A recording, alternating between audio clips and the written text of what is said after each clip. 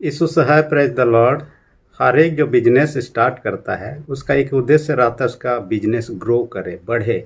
ना केवल अपने क्षेत्र में, पूरे देश में या विदेश तक भी उसका बिजनेस बढ़े। और ये इसका लक्ष्य में कई बार सफल हो सकता है, कई बार असफल हो जाते हैं। हम परमेश्वर के वचन मरकुस रचित सुसमाचार 4 अध्याय उसका 26 से 29 पद में एक चर्चा पाते हैं परमेश्वर के राज के विषय में। परमेश्वर के राज जो है धीरे धीरे ऐसे ही जैसे बिजनेस ग्रो करता है विस्तारित होते जाता है, और ये सारे संसार में फैलना है। और ये यीशु मसीह का उद्देश्य है, और उस उद्देश्य को पूरा करने के लिए आज का वचन मरकुस 4:26 से 29 पद में उन्होंने बीज के विषय में दृष्टांत दिया है। बीज बोना, उगना, बड़ा होना, फल होना और उसका फसल काटना, इसके संबंध में देखिए। परमेश्वर का राज जो शब्द है, राज से मतलब है शासन है। जैसे कि हम अपने दुनियादारी के हिसाब में देख सकते हैं, जब बीजेपी का शासन चल रहा है तो बीजेपी का राज कहा जा सकता है। कांग्रेस का यदि शासन चल रहा है तो कांग्रेस राज कहा जा सकता है। वैसे ही परमेश्वर का शासन यदि जहाँ चल रहा हो, यीशु मसीह का जहाँ शासन चल रहा हो, वो परमेश्वर का राज कहा जा सकता है। देखिए, इसके विषय में शिक्षा यूहन्ना बपतिस्मादाता ने अपने शब्दों में कहा, मन फिराओ, स्वर्ग का राज निकट है। यहाँ एक बात है, स्वर्ग का राज और परमेश्वर का राज, ये दोनों में थोड़ा सुनने में अलग लग रहा है। और कई बार ऐसे लगने लगता है कि स्वर्ग का राज अलग है, परमेश्वर का राज अलग है। परंतु इस प्रकार की सोच भावना नहीं है, एक दूसरे से जुड़ा हुआ है या एक दूसरे के अर्थ में ही समझा जाता है। और इसका ये बात है कि यहूदी लोग परमेश्वर का नाम को मुंह से उच्चारण नहीं करते थे, उसका नाम को पवित्र समझते थे और उसको रेस्पेक्ट देने के लिए, सम्मान देने के लिए उसका नाम का उच्चारण करना नहीं चाहते थे। उसके बदले में कुछ दूसरा ही करना चाहिए। इसलिए परमेश्वर शब्द का उच्चारण करने के बदले में स्वर्ग का राज उन्होंने उच्चारण करना अच्छा समझा। इसलिए हम सुसमाचार लेखकों में देखने पाते हैं, मत्ती जो यहूदियों के लिखा, उन्होंने परमेश्वर का राज लिखने के बजाय स्वर्ग का राज लिखना उत्तम समझा। और यूहन्ना ने इसी स्वर्ग के राज के विषय में चर्चा किया, मन फिराओ, स्वर्ग का राज निकट है। यीशु मसीह के आगमन था, और जहाँ यीशु मसीह है जिसके जीवन में, और उसका शासन जहाँ पर है, स्वर्ग का राज या परमेश्वर के राज की शुरुआत वहीं से है। इसलिए कहता है मन फिराओ, स्वर्ग का राज निकट है। यीशु मसीह स्वयं जब इस दुनिया में था, मन फिराओ और विश्वास करो क्योंकि स्वर्ग का राज तुम्हारे बीच में है कहा। यानी कि यीशु मसीह स्वयं हमारे बीच में संसार में था, इसलिए उन्होंने कहा तुम्हारे बीच में है। हालांकि अब भी आत्मा के माध्यम से यीशु मसीह हर एक के जीवन में रहना चाहता है। ये जो राज्य जो है, ये सांसारिक रूप से कोई बाउंड्री नहीं है, ये कोई सीमा रेखा नहीं है जिसमें ये परमेश्वर का राज का शासन होता है। ये लोगों के दिलों में होता है, और दिलों में जब यीशु मसीह को हम हृदय से ग्रहण करते हैं और उसकी इच्छा अनुसार चलते हैं, उसका शासन हमारे जीवन में होता है। परमेश्वर का राज की शुरुआत हमारे दिल में होता है। ये कोई बाउंड्री या सीमा रेखा के अंदर में उस प्रकार की बात नहीं है। और वहाँ पर देखने पाते हैं कई सारे ईश्वर का आशीषों को, जहाँ परमेश्वर का राज, स्वर्ग का राज है, परमेश्वर का आशीषों को अपने दिन प्रतिदिन के जीवन में देख सकते हैं, परमेश्वर का आश्चर्य कर्म को अपने जीवन में देख सकते हैं। और इसी बात को मरकुस ने यहाँ दर्शाने का प्रयत्न किया बीज के माध्यम से। और ये जो घटना है जिसकी चर्चा हम पाते हैं मरकुस 4:26-29 में, ये गलील झील के किनारे यीशु मसीह ने शिक्षा दिया था। और इसमें हम देखने पाते हैं कैसे एक व्यक्ति यीशु मसीह के पर विश्वास करने के द्वारा से परमेश्वर के राज में प्रवेश कर सकता है। हम कह सकते हैं यीशु मसीह वो दरवाज़ा है, गेट है, जिसके माध्यम से हम विश्वास के द्वारा उस राज में प्रवेश करते हैं। और उस राज में किसी प्रकार की अशांति, बेचैनी नहीं है। उस राज की शुरुआत इसी जीवन में है, परंतु उस राज की अंत जो है यीशु का दूसरे आगमन में। यानी कि यीशु का दूसरे आगमन निश्चित है, और इस जीवन में शुरुआत तो होता है, परंतु परिपूर्णता कब होगा? यीशु का दूसरे आगमन के साथ, यानी कि अंतिम न्याय के बाद में सारे विश्वासियों को स्वर्ग के राज में स्थान मिलेगा, सारे दुष्टों को नरक में शैतान के साथ में जगह मिलेगा। मरकुस ये वचन को हमें लिखने का प्रयत्न किया। हालांकि मरकुस के विषय में हम कहें जो इस पुस्तक का लेखक है, और ये जो सुसमाचार है मरकुस 4 सुसमाचार में से सबसे पहला लिखा गया सुसमाचार माना जाता। मरकुस 12 शिष्यों में से नहीं था, जो यीशु के 12 चेले थे उनसे हटकर था। वो रोम में रहा और उसी क्रम में इस सुसमाचार को लिखा, और रोमियों के लिए ही लिखा। परंतु एक बात को हम जानते हैं, पतरस का करीबी था। पतरस उसे क्या कहता है, अपना पुत्र के रूप में संबोधन करता है, मेरा पुत्र कहता है। असल में पतरस का संदेशों का ट्रांसलेशन मरकुस करता था, और मरकुस जबकि एज में छोटा था और लेकिन तब पढ़ा लिखा था, लिखने में यह था, इस कारण से पतरस के बातों को ट्रांसलेशन करता था। वो यरूशलेम का रहने वाला था और कई बार चेले लोग उसके घर में ही जमा होते थे, क्योंकि उनकी माताजी, जो मरकुस के माताजी, यरूशलेम में बहुत ही प्रतिष्ठित महिला थी। और हम जानते हैं यीशु मसीह फसा भोज या अंतिम भोज, जिसे प्रभोज के ये को हम देखने पाते हैं, अपने चेलों के साथ में यरूशलेम में खाता है, इन्हीं का घर में खाता है। और फसा खाने के बाद में ही गेत्सेमानी बारी में जाता है। गेत्सेमानी बारी में यीशु का अरेस्ट किया जाता है, पकड़वाया जाता है, और उस समय चेले लोग तितर बितर होते हैं। वहाँ पर मरकुस भी होता है और मरकुस को भी पकड़ने का प्रयत्न किया जाता है। हालांकि वो चादर ओढ़े रहता है और लोग उसको पकड़ रहे थे, तो चादर उनके हाथ में पकड़ा और चादर छोड़कर वो दौड़ के भाग जाता है और उनके पकड़ से छूट जाता है। तो मरकुस का हम यहाँ देखने पाते हैं चेलों के साथ में करीबी रूप से संबंध था, इसलिए यीशु मसीह के बारे में जानना उसके लिए सहज हो गया था पतरस के रहने के साथ ही। दूसरा विशेष बात है, पौलुस का 3 मिशनरी जर्नी किया था। 3 मिशनरी जर्नी में से फर्स्ट मिशनरी जर्नी जब उन्होंने किया, उस समय मरकुस पौलुस के साथ में था, उसके साथ बरनबास भी था। लेकिन दूसरी मिशनरी जर्नी में पौलुस उससे लेना नहीं चाहा, क्योंकि कठिन परिस्थिति जिस जगह पर पड़ा, उस जगह के कारण से वो थोड़ा निराश हो गए, तो दूसरी जर्नी में उसको लेना नहीं चाह रहे थे। लेकिन बरनबास अपने साथ में लेना चाह रहे थे। ये तीनों का जोड़ी था पहले मिशनरी जर्नी। लेकिन पौलुस ना चाहने पर बरनबास भी कहा, इसको आप नहीं लेंगे तो मैं भी नहीं जाऊंगा, और वो दोनों में अलगाव हो जाता है, पौलुस और बरनबास में। और बरनबास के साथ में हम देखने पाते हैं कुप्रुस में या साइप्रस जहाँ है, मरकुस प्रचार करने के लिए जाते हैं। इस तरह से चेलों के साथ, पौलुस के साथ, बरनबास के साथ में उनका जोड़ी को हम देखने पाते हैं। और कहा जाता है कि मरकुस बरनबास का चचेरा भाई था, इस कारण से रिलेटिव होने के नाते हम मरकुस सच्चे सुसमाचार को जब देखने पाते हैं, आज का वचन में जाने से पहले 4 विशेष सवालों का जवाब हम पाते हैं यहाँ पर मरकुस लिखने का प्रयत्न का। पहला सवाल है, यीशु मसीह होकर भी अपराधी के समान क्यों दुख सहा? ये सवालों का जवाब मरकुस अपने सुसमाचार में देता है। दूसरा सवाल जिसका जवाब देता है, वो कहता है यीशु मसीह होने के बाद को क्यों लोगों से छुपा रहा था, और कई बार लोगों से कहा किसी से ना कहना, लेकिन अंत में वो प्रकट करना चाहता है और अंत में प्रकट करता है और लोग विश्वास करें ये चाहता है। इसका जवाब मरकुस अपने सुसमाचार में देता है। तीसरी विशेष बात जिसका जवाब है, वो कहता है मसीहियों को सताव क्यों सहना पड़ता है, इसका जवाब मरकुस देने का प्रयत्न करता है। चौथा जो सवाल है, वो कहता है यीशु परमेश्वर के प्रतिनिधि होकर क्यों जगत में आया, आने का उद्देश्य क्या था। इन चीज़ों का, सवालों का जवाब मरकुस अपने सुसमाचार में लिखता है। परंतु इन बातों पर हम चर्चा न करें, परंतु आज का जो शीर्षक मैंने रखा वचन का शीर्षक, उगने वाले बीज का दृष्टांत। उगने वाले बीज का दृष्टांत, इसके तहत में हम 3 चीज़ों को देखेंगे, बीज को बोना, बीज का उगना और बढ़ना, और तीसरा में हम देखने पाते हैं फसल पक जाने पर उसे काटना। इन 3 पॉइंट पर हम चर्चा करेंगे। सबसे पहले हम देखेंगे बीज का बोना।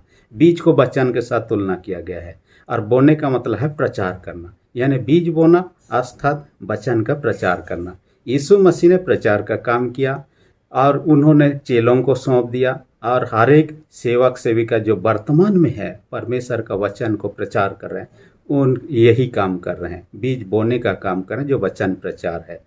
और ये कलीसिया को यीशु मसीह ने सौंप दिया है। मत्ती 28 और 19-20 में कहता है, तुम जाके सब देशों के लोगों को सुसमाचार प्रचार।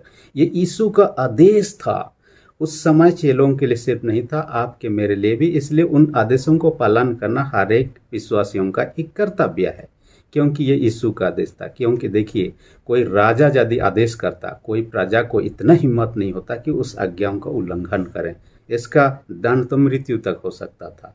और इसी प्रकार का यीशु का ये आदेश है आपके मेरे लिए, हम ना करें तो एक दिन हमसे लेखा लेगा, आपने बीज बोने का काम में कितना अपना योगदान दिया है, हम उस दिन क्या जवाब देंगे।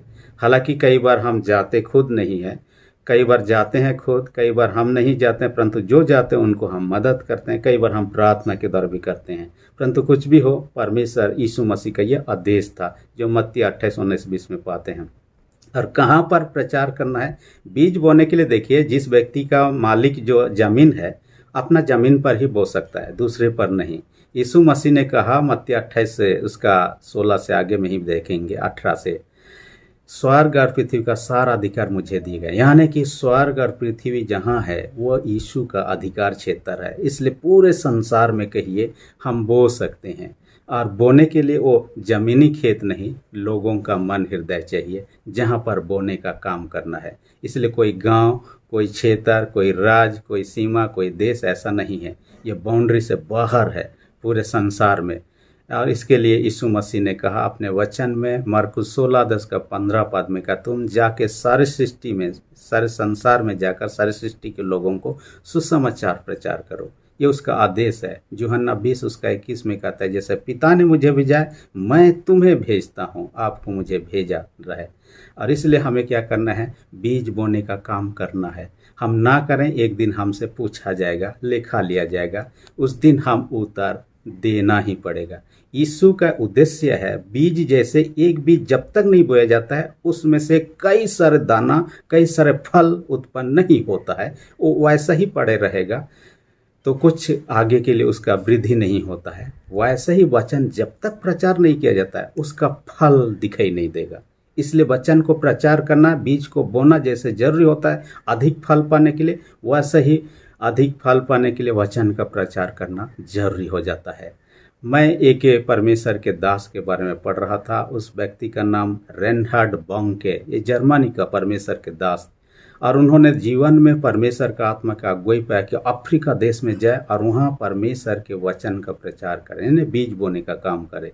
27 साल की उम्र में वहाँ चला जाता अफ्रीका देश में, और वहाँ जाने के बाद में कुछ दिन बिताया। उसके बाद में देखा कि वहाँ कोई सुनने वाला नहीं है वचन। एक दिन मौका पाया, 5 लोगों को उन्होंने सुसमाचार प्रचार किया। वे 5 लोग भी कोई ध्यान से सुन ही नहीं रहा था, ना ही उस पर इंटरेस्ट ले रहा था। ऐसा लगने लगा कि ईश्वर ने जो दर्शन देकर मुझे भेजा है सेवा के लिए, इसमें मैं कामयाब नहीं होऊंगा। लेकिन हार नहीं माना। जिस दिन प्रचार किया उस दिन रात से उसको दर्शन मिला। पूरे अफ्रीका देश का एक मानचित्र आया। उसके बाद को कई सारे लोग प्रार्थना करते उनको देख रहा है। उनको लगा कि कोई ऐसा ही अचानक से सपन आ गया। फिर दूसरा दिन आया, वही सपन आने लगा। तीसरा दिन आया, वही होने लगा। चौथा दिन है, वही। तो बार बार दर्शन होने लगा। उसने सोचा कि जरूर ईश्वर ने मेरे जीवन के द्वारा कई सारे लोगों का जीवन को बदलने वाला है, कई सारे फल उत्पन्न करने वाला है। इसलिए एक जगह से दूसरे जगह का जाने लगा। एक जगह जा बोत्सवाना गया, अलग अलग देश में गया, अफ्रीका महादेश के कई देशों में गया। बोत्सवाना जब गया, वहाँ पर देखा उसके प्रचार के माध्यम से 10,000 लोग जमा हो गए। 10,000 से जब बढ़ गए, उन्होंने प्रचार का जगह को बड़ा कर दिया और उन्होंने देखा 34,000 लोग जमा हो गए। इतना जमा हो गए कि जहां उनके लिए छत बना था वो भी नीचे ढह गया। देखिए परमेश्वर ने कितना उनको आशीषित किया उनके वचन प्रचार के द्वारा से। 5 लोग नहीं सुनना चाह रहे थे, परंतु यहाँ तो 5 किया, कई हजार के लोग। उसके बाद में वो नाइजीरिया में गया हुआ था, परंतु वहाँ किसी कारण से विवाद हो गया। विवाद होने के बाद में उसको उस देश से बैन कर दिया गया। उसका पासपोर्ट था, वीजा सब जब्त कर लिया गया। उसके बाद में वो उस देश में जा ही नहीं सकता था। उसके लिए जाने के लिए उस देश का सारे दरवाज़ा बंद हो गया। उसके बाद में दूसरे जगहों पर गया, जोआना में गया। जोआना में गया तो वहाँ विश्वासी लोगों की संख्या बढ़ गया। 1.5 लाख शुरू में हो गए, उसके बाद 16 लाख तक बढ़ गए। उसके बाद में एक दूसरा देश रिपब्लिक ऑफ बेनिन को गया। जब वहाँ प्रचार कर रहा था, वहाँ का पूर्व राष्ट्रपति था, उन्होंने उसके वीडियो को देखा। देखने के बाद में उन्होंने प्रचार का संदेश को देखने के बाद उनको बुलाया अपने महल और अपने यहाँ बुलाया। उसके बाद का मैंने आपका संदेशों को सुना है और मैं अच्छी रीति से उद्धार प्राप्त करना चाहता हूँ, इसलिए आप मुझे अच्छी रीति से सुसमाचार प्रचार कीजिए। उन्होंने उनके लिए सुसमाचार प्रचार किया और उन्होंने सच्चा हृदय से प्रभु को ग्रहण किया। देखिए ग्रहण किया। उसका 1 साल होने के बाद ही जब चुनाव आया, वह पूर्व राष्ट्रपति था, फिर से राष्ट्रपति पद पर जीत गया। उसके बाद सोचने लगा ये तो मेरे करीबी हो चुका है, मेरे जानकार हो चुका। उन्होंने कहा नाइजीरिया से आपका कोई कनेक्शन है क्या, जिस देश जाने के लिए मुझे बैन कर दिया गया। उन्होंने कहा हाँ, वहाँ का तो जो शासक है मेरा अच्छा मित्र है, इसलिए उनको कहा कि आपके लिए वहाँ जाने के लिए मैं रास्ता ये कर। वहाँ बात किया गया और उनके लिए एक प्राइवेट जेट भेजा गया अपने देश में, ताकि वह नाइजीरिया जा सके बिना वीज़ा बिना पासपोर्ट से। उनको उस देश में आने का न्योता वहाँ के शासक के द्वारा किया गया। वहाँ चले जाते हैं और प्रचार करते हैं। देखिए, प्रचार करने के बाद भी ठीक रहा सब कुछ, लेकिन कुछ समय के बाद में वह राष्ट्रपति भी हार्ट अटैक से मर जाते हैं। तब सोचने लगा, फिर से दरवाज़ा बंद हो गया उस देश में प्रचार करने के लिए। फिर कई समय बीत जाता है, उसके बाद में देखता है वहाँ का पूर्व सेनापति जनरल जो था, जिसका नाम था जनरल ओबासंजो, कहता है कि उसके लिए उससे सुनना चाहता है। जब उससे सुनना चाहता है तो कहा, उसके वचनों में से कहता है, लेकिन उस व्यक्ति ने कहा मैं मुसलमान हूँ, मैं प्रभु का ग्रहण नहीं कर सकता, ऐसा संभव नहीं है। उन्होंने कहा प्रभु किसी से भेदभाव नहीं करता, प्रभु यीशु जो सबके लिए आया जगत के। फिर भी उन्होंने उसके लिए प्रार्थना किया। देखिए, वो पूर्व जनरल था, वो भी देश के फिर से शासक बन गया राष्ट्रपति के रूप में। उसके बाद फिर से उनके सामने द्वार दरवाज़ा खोल गया कि कम से कम उस देश में नाइजीरिया में जाकर प्रचार करा। उन्होंने प्रचार किया, 1000 नहीं 3 करोड़ से ज़्यादा लोगों ने विश्वास किया। देखिए, 5 लोग सुनना नहीं चाह रहे थे। बीज बोने के द्वारा से देखिए लोग करोड़ों की संख्या में फल उत्पन्न होते हुए हम देखने पाते हैं। प्रभु यही चाहता है हम बोने का काम करते रहें। आजकल तो ये आपने सुना होगा, मंगल यात्रा करने का तैयारी चल रहा है। मंगल ग्रह हम लोग इंसान गए नहीं हैं, रहा नहीं है, लेकिन तब वहाँ भी बीजों को लेना चाह रहे हैं, ताकि वहाँ बीज बोया जाए और बीजों के द्वारा से वहाँ पेड़ उगाया जाए, ताकि वहाँ भी वातावरण इस पृथ्वी के समान हो सके। ये तो बीज का क्वालिटी के बारे में वचन यही काम करता है। यहाँ वहाँ जहाँ भी हो, यीशु मसीह चाहता है ये बोने का काम किया जाए, क्योंकि यीशु नहीं चाहता है कि कोई नष्ट हो। यिर्मयाह 33 अध्याय उसका 11 पद में कहता है, 33:3 में कहता है कि दुष्टों को मरने से मैं प्रसन्न नहीं हूँ, कहता है। यानी दुष्ट लोग मर जाएं, ईश्वर ये नहीं चाहता है, हर एक कोई बचाया जाए, यही ईश्वर का लक्ष्य है। दूसरी पॉइंट में हम चर्चा करें बीज का उगना और बढ़ना। देखिए, बीज कैसे अंकुरित होकर उगता है हमें दिखाई नहीं देता है, या तो हमको पता नहीं है, वो अपने आप से होने लगता है। बीज जब बोते हैं, वचन प्रचार करते हैं, आत्मा के द्वारा कैसे विश्वास उनके अंदर में उत्पन्न होता है हम नहीं जानते, लेकिन वचन बोने के साथ ही क्या होता है, हमारे अंदर में जब सही रूप से बोया जाता है, ये विश्वास रूपी ये पेड़ बड़ा होने लगता है हमारे जीवन में, लोगों के जीवन में। और इस कारण से कहता है ये आत्मा काम करता है, पर भी पवित्र आत्मा काम करता है। किस रूप में काम करता है लोग नहीं जानते। आज का वचन में कहता है कैसे अंकुरित होता है हमें पता नहीं, परंतु अंकुरित हो जाता है। लेकिन ये एक बात है, किसी फसल को, किसी पेड़ को, पौधा को हमें यदि आगे बढ़ाना और उत्तम फल फलने के लिए उसका देख रेख की जरूरत है। जैसे वचन प्रचार का जिम्मा कलीसिया को दिया है, हम विश्वासियों को दिया है, वैसा ही उन विश्वासियों का देखभाल करने का जिम्मा भी आपको, मुझे, कलीसिया को दिया गया है। और जैसे माली बागान में काम करता है, जैसे कृषक अपने खेतों में काम करता है, खेत यदि काम ना करे, माली बागान में ना काम करे, तो पेड़ पौधा सब सही रूप से नहीं बढ़ेगा, फल नहीं फलेगा। यही चीज़ है, वचन से प्रचार कर देने से इतना लाभ नहीं है जब तक कि उसका देख रेख ना किया जाए, ताकि सही रूप से बढ़ सके। यही तो हमें सेवकों को, सेविकाओं को चाहिए कि विश्वासियों की देखभाल सही रूप से करना चाहिए। आत्मिक पोषण या आत्मिक भोजन की जो आवश्यकता उसको पूरा करना चाहिए, लोगों को सही मार्गदर्शन करना चाहिए, विश्वास की संगति होना चाहिए। तब हम क्या का उत्तम फल को देखने पाएंगे, क्योंकि जो फल नहीं फलता वो पेड़ काटा जाता है, आग में झोंका जाता है। जिस व्यक्ति का जीवन में फल दिखाई नहीं देगा, उस व्यक्ति भी वैसा ही नरक का आग में फेंका जाएगा। इसलिए हम नहीं चाहते कि ऐसा हो। मैं बचपन में एक गांव में गया हुआ था और वहां पर देखने लगा एक व्यक्ति अपने चरवाहा जो जिसे रखा था अपने घर में नौकर के रूप में, उसको पीटने लगा, डंडा से पीटने लगा। जैसे ही जोर से पीटा नीचे गिर गया। नीचे गिर जाने के बाद उसे लात घूंसों से मारने लगा और वह रोते रहा, चिल्लाते रहा। बाद में उसे छोड़ दिया। परंतु एक बात है, मुझे पता चला नए नए जोड़े बैल खरीदे गए थे ताकि खेती बाड़ी के लिए हल जोतने का काम में आ सके, लेकिन ये चरवा सही रूप से अपना चराने का काम नहीं किया। चराने के लिए गया हुआ था और खेलने लगा, जिनके कारण से बैल लोग खो गए। खो जाने के बाद में मालिक को ये पता चला, खोजने के बावजूद नहीं मिलने पर, तब चरवा का गलती है, इसलिए उसको इस प्रकार पीटा गया। हम यदि सही चरवाही का काम ना करें, हम यदि सही देखभाल ना करें विश्वासियों का, ताकि सही रूप से आत्मिक जीवन में बढ़े फूले फले, तब तो एक दिन यीशु हमसे लेखा लेगा। पहला पत्रस 5:4 में कहता है, प्रधान रखवाला जो यीशु मसीह एक दिन प्रकट होगा, जितने चरवाही का काम करते हैं उनसे क्या करते हिसाब लेगा। यदि अच्छा काम करते हैं उसका पुरस्कार होगा, बुरा काम करते हैं उसका दंड होगा। इसलिए हम जो बीज बढ़ने के बाद में उसको देख रेख करना, भली भांति करें। तीसरी विशेष बात जो कहता है, फसल का पकना और कटना। कटनी से मतलब है अंतिम न्याय के विषय में, और ये कहता है अंतिम दिन यीशु मसीह का दूसरा आगमन तो है। ये सब कोई विश्वास करते हैं, न केवल मसीही, मुस्लिम लोग भी यह विश्वास करते हैं। और पकने का एक निशान होता है, हम फल को देख के जान जाते हैं यह पका हुआ है कि नहीं, फसल को देखकर जान जाते हैं यह पक गया है कि नहीं, कब हंसिया लगाना है या कब काटना है। आजकल न केवल हंसिया लगाया जाता है, आधुनिक तकनीक से भी काटा जाता है, परंतु पकने के बाद में उसको किया जाता है। इसलिए इस संसार का हालात ऐसे ही दिनों दिन दिखने में ही पता चल रहा है कि यीशु का दूसरा आगमन नज़दीक होते जा रहा है। कब है हमें नहीं मालूम, क्योंकि मत्ती 24:36 में कहता है उस दिन के बारे में कोई नहीं जानता। हम सिर्फ कल्पना कर सकते हैं, ऐसे अनुमान लगा सकते हैं, लेकिन उस दिन के बारे में हम एग्जैक्टली जानते नहीं। जिस घड़ी के विषय हम सोचते नहीं उसी घड़ी आ सकते हैं, परंतु अंतिम न्याय तो होना ही है यीशु का आगमन के बाद या तो हमारे मरने के बाद। हम इब्रानी 9:27 में देखने पाते हैं, हर एक मनुष्य मरने के बाद में न्याय के सामने खड़ा होना निश्चित है। हम न्याय आसन के सामने खड़ा ही होंगे।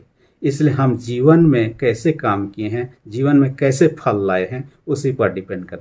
देखिए, जब हम फसल को काटने के बाद अपने घर लाते हैं, अच्छे अच्छे दानों को हम एक तरफ करते हैं, जो अच्छा दाना नहीं रहता है उसे हम घर के अंदर नहीं लेते हैं, उल्टा हम उसे जलाकर नष्ट कर देते हैं। ऐसे ही है, हमारे जीवन में फल दिखने, हमारे विश्वासियों का जीवन में फल दिखे, ऐसा चाहते हैं तो हमें क्या करना है, अभी से ही उसके लिए प्रयत्न करना है, विश्वास में बने रहना है। यीशु के जीवन के साथ बने रहेंगे तब हमारे जीवन में उत्तम फल को देखने पाएंगे। और देखिए, स्वर्ग कौन नहीं जाना चाहता है? जो लोग परमेश्वर के विश्वास में बने रहेंगे, फल उनमें अच्छा दिखाई देगा, वही स्वर्ग के राज में भी, जैसे अच्छा दाना को घर के अंदर में लिया जाता है, वैसे ही सच्चे विश्वासियों को उस स्वर्ग के राज में, जहाँ पर हमेशा के लिए रहना है यीशु के साथ में, वहाँ जगह हम पाएंगे। यदि हम ऐसा नहीं पाए जाएंगे तो हम जैसे आग में जलाया जाता है बाकी चीज़ों को, वैसा ही हम भी नरक में जलाए जाएंगे।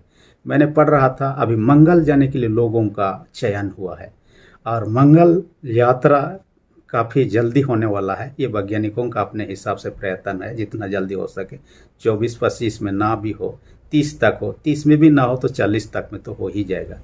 और इसके लिए बीते दिन में सिलेक्शन किया गया। और देखिए, मंगल के लिए जाने के लिए लोगों का जो संख्या था, एप्लीकेशन आया हुआ था वहाँ जाने के लिए, 2,02,586 एप्लीकेशन आया था, और जिसमें से चयन हुआ है सिर्फ 100 लोगों का, 100 लोगों का।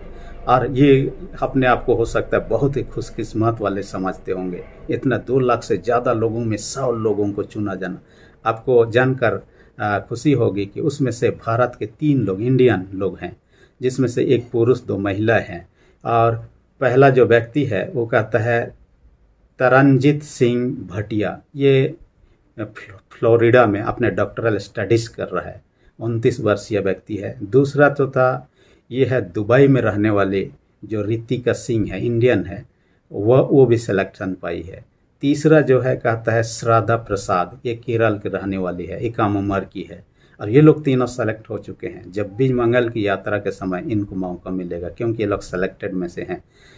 ये मंगल जाने के लिए लोग कितना चाह रहे हैं, लाखों की संख्या में ये लोग इच्छुक हैं, परंतु कुछ ही लोगों को मौका मिले। स्वर्ग तो जाना सबको ही चाहते हैं, परंतु सबको मौका नहीं मिलेगा जब तक हम विश्वास में यीशु के साथ जुड़े नहीं रहेंगे, क्योंकि यीशु के माध्यम से ही वो दरवाज़ा है, मैंने कहा, स्वर्ग में प्रवेश कर सकते हैं। यूहन्ना 14:6 में कहता है, मार्ग, सत्य और जीवन में बिना मेरे द्वारा कोई पिता के पास पहुंच नहीं सकता है। इसलिए हम वहाँ जाना चाहते हैं, तो बीज बोने का काम यीशु का आदेश हम करते रहें।